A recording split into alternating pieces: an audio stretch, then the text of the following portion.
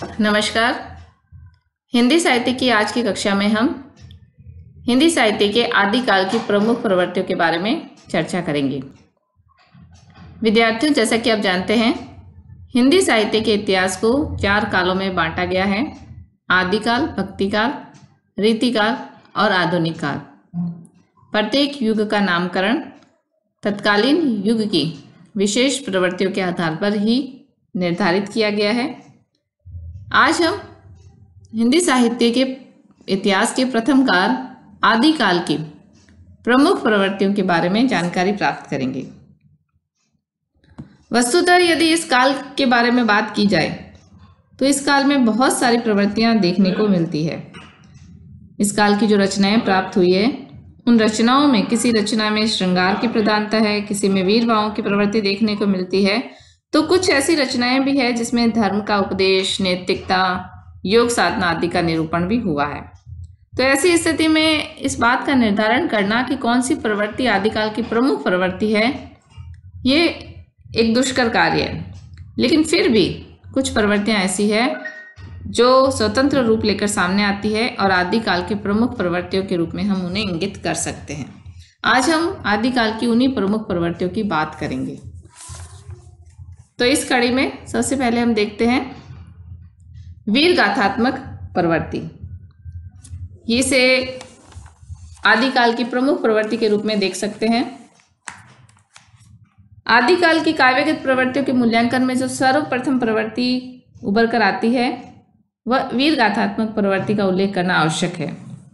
इस काल के साहित्य में जो वीर रसात्मकता मिलती है, उसका मूल कारण था कि एक ओर तो राजाओं के साम्राज्य विस्तार की कामना है, तो दूसरी ओर सुकुमार सुंदरियों के प्रति आसक्ति की भावना भी है। उस समय के राजा लोग जहाँ कहीं भी ऐसी स्थिति देखते थे कि उनका साम्राज्य भी विस्तृत हो सकता है यहाँ पर आक्रमण करके, और उन्हें सुंदरी भी प्राप्त हो सकती है, तो वह आक्रमण कर देते थे। कविगण इसी का वर्णन करते थे। इसलिए आदिकाल की एक प्रमुख प्रवृत्ति वीर गाथात्मकता उभर कर सामने आती है। इस काल के काव्य में युद्ध क्षेत्र में दिखाए गए सैनिकों के कला कौशल, शत्रु क्षेत्र की हीनता, राजभक्ति ने कवियों को ऐसी रचनाएं लिखने के लिए प्रेरित किया। आचार्य शुक्ल ने इस तथ्य को स्वीकार किया है कि संभवतः इसी कारण उन्होंने इस काल को वीरगाथा काल नाम दिया था। आचार्य शुक्ल ने इस प्रवृत्ति की अधिकता देखकर आदिकाल के लिए वीरगाथा काल नाम उन्होंने संस्तुत भी किया था। एक उदाहरण देखते हैं, पृथ्वीराज रासों में से लिए गए उदाहरण है: सढ़ी राज पृथ्वीराज बाग लग मानो वीर नट, कडल तेग मन बेग लगत मनो बीजु छठ घटा। यहाँ वीर गाथात्मक प्रवृत्ति के साथ साथ शब्दों का संयोजन और शब्दों का जो एक रिदम है, लय है, वह भी वीर गाथात्मक प्रवृत्ति के अनुकूल ही प्रयोग में ली गई है। सामंतों का स्तुति ज्ञान। आदिकालीन साहित्य की दूसरी प्रमुख प्रवृत्ति के रूप में हम सामंतों के स्तुति ज्ञान को ले सकते हैं।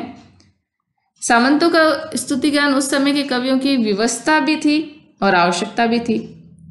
इस प्रवृत्ति के कारण जो राष्ट्रीयता का जो स्वरूप है, वह उभर कर सामने नहीं आ पा रहा था।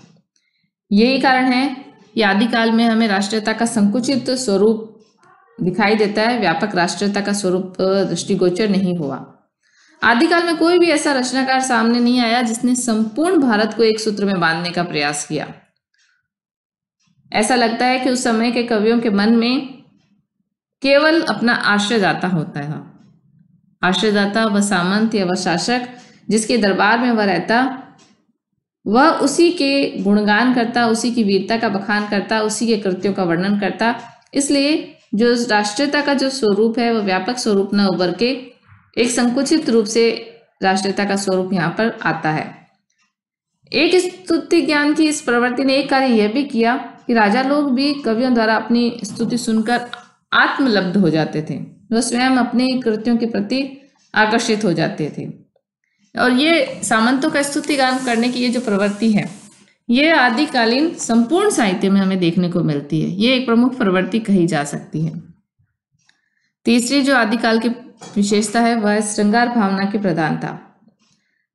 आदिकालीन साहित्य में वीरता, युद्ध, वैमनस्य, शत्रुता के वर्णन स्पष्ट रूप से मिलते ही हैं, लेकिन इसके साथ साथ सौंदर्य, प्रेम और श्रृंगार का वर्णन भी हमें दिखाई देता है। आश्चर्य होता है कि जो कवि वीर रस का वर्णन करते थे, युद्धों के सजीव चित्र उपस्थित करते थे, वे उतनी ही तन्मयता के साथ श्रृंगार और प्रेम भावना का चित्र भी प्रस्तुत करते थे। इसका एकमात्र कारण यही लगता है कि आदिकालीन कवि एक और तलवार के धनी थे तो दूसरी ओर वह कलम के भी धनी थे। वे तलवारों की झनकारों में रमणियों के नुपुरों की ध्वनि भी सुन सकने में समर्थ थे। इसलिए इस काल में वीर और श्रृंगार दोनों ही रस काव्य की शोभा बढ़ाने वाले बनकर सामने आते हैं। इस काल के विषय में एक उक्ति प्रसिद्ध है कि जेही की बिटिया सुंदर देखी तेही घर जाए धरे तलवार हथियार। इस उक्ति में ये संकेत मिलता है कि राजा लोग सौंदर्य प्रेमी भी होते थे और साम्राज्य विस्तार के लोभी भी। जहाँ दोनों प्रकार के लोग हो वहां पर कविता वीर और श्रृंगार रस से परिपूर्ण हो यह संभव है। और इसीलिए हम आदिकालीन कविता में श्रृंगार के चित्र भी पर्याप्त मात्रा में देखने को मिलते हैं।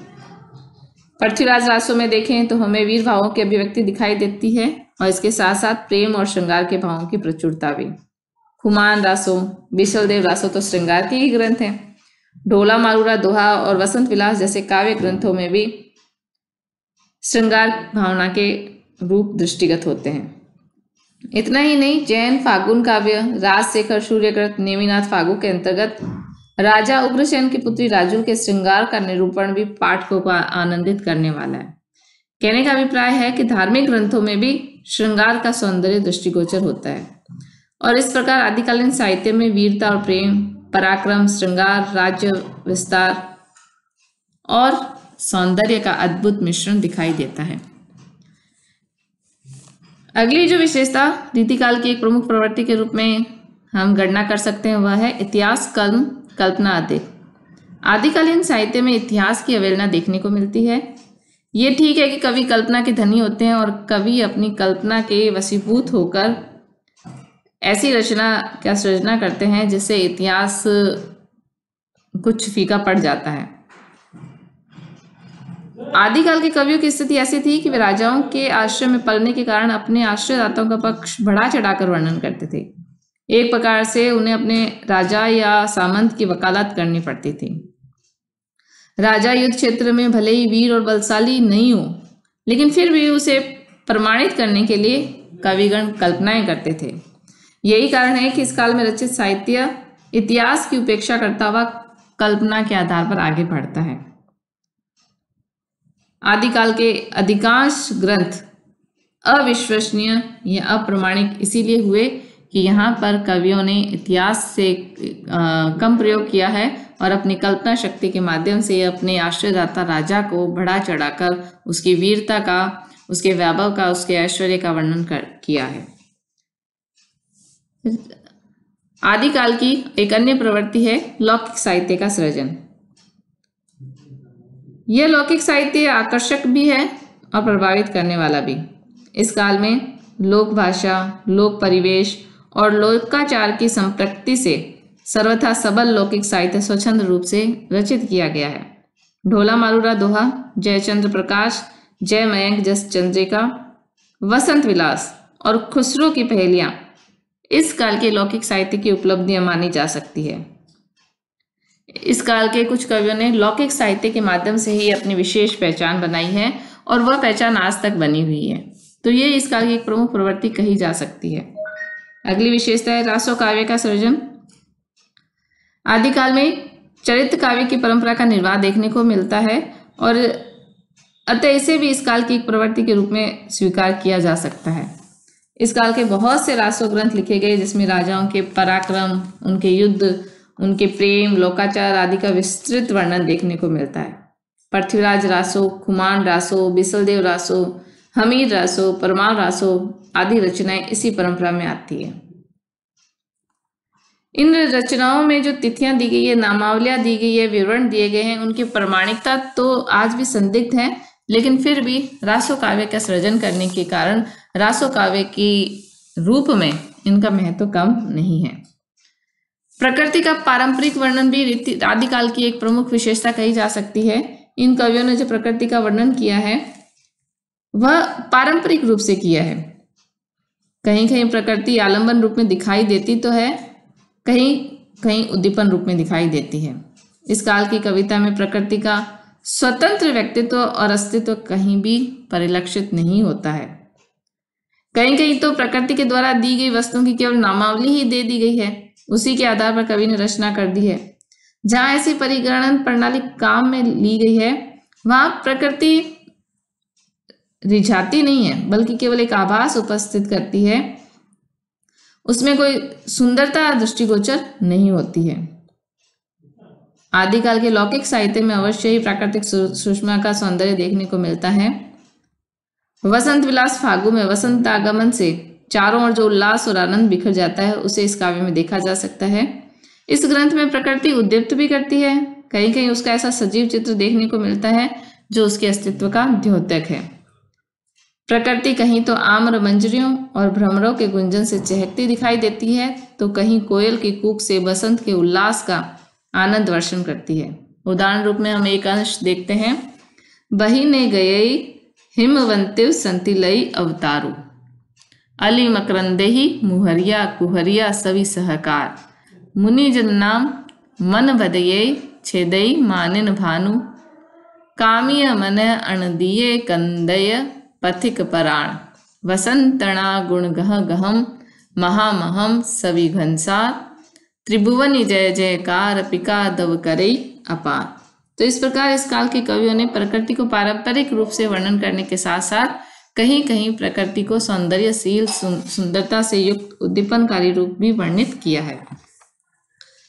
अगर इस काल के साहित्यिक शिल्प की बात की जाए तो शिल्प के अंतर्गत जो सर्वप्रथम बात आती है वह है भाषा की। इस काल में भाषा के जो रूप प्रचलित थे उसमें अपभ्रंश, डिंगल, पिंगल, मैथिली और खड़ी बोली का प्रारंभिक रूप देखने को मिलता है। अपभ्रंश का प्राचीन रूप सिद्ध, नाथ, तांत्रिक, जैन, बौद्ध आदि की रचनाओं में मिलता है। सिद्धों ने अपभ्रंश के साथ साथ लोक भाषा को भी अपनाया है। इन ग्रंथों में भाषा के सभी रूप मिलते हैं। काव्य शैलियों में डिंगल और पिंगल के प्रयोग के द्वारा चारण और भाटों ने कोमल और कठोर भावाभिव्यक्ति की एक नई परंपरा को जन्म दिया। आदिकालीन साहित्य में भाषागत इस वैविध्य के साथ साथ काव्य रूपों का वैविध्य, काव्य रूपों का वैशिष्ट्य भी हमें दिखाई देता है।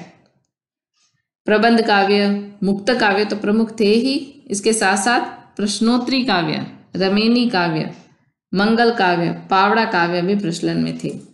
इससे स्पष्ट होता है कि आदिकालीन साहित्य शैल्पिक दृष्टि से भी विविधता लिए हुए था। काव्य रूपों की विविधता के संबंध में आचार्य हजारी प्रसाद द्विवेदी का एक कथन उल्लेखनीय है। जब जब कोई जाति नवीन जातियों के संपर्क में आती है तब तब उसमें नई प्रवृत्तियां आती है, नई आचार परंपरा का प्रचलन होता है, नए काव्य रूपों की उद्भावना होती है और नए छंदों में जनचित मुखर हो उठता है। नया छंद नए मनोभाव की सूचना देता है। तो ये काव्य रूपों में इतनी विविधता आचार्य हजारी प्रसाद द्विवेदी इसका कारण ये बताते हैं कि जो जनचेतना में, जनचित्त में परिवर्तन आता है, जनता की जाति के अंतर्गत जो उनकी प्रवृत्तियां है उसमें जो परिवर्तन आता है, इसे नए नए छंद, नए नए मनोभाव अभिव्यक्त होने के लिए बेचैन हो उठते हैं, जिससे नए काव्य रूपों की सृष्टि होती है और हम आदिकाल में यह प्रवृत्ति भूतायत से देख सकते हैं। तो विद्यार्थियों, आज की कक्षा में हमने हिंदी साहित्य के प्रथम काल आदिकाल की प्रमुख विशेषताओं के बारे में जानकारी प्राप्त की। आगे की कक्षा में हम पाठ्यक्रम में संकलित प्रथम कवि के बारे में जानकारी प्राप्त करेंगे। धन्यवाद।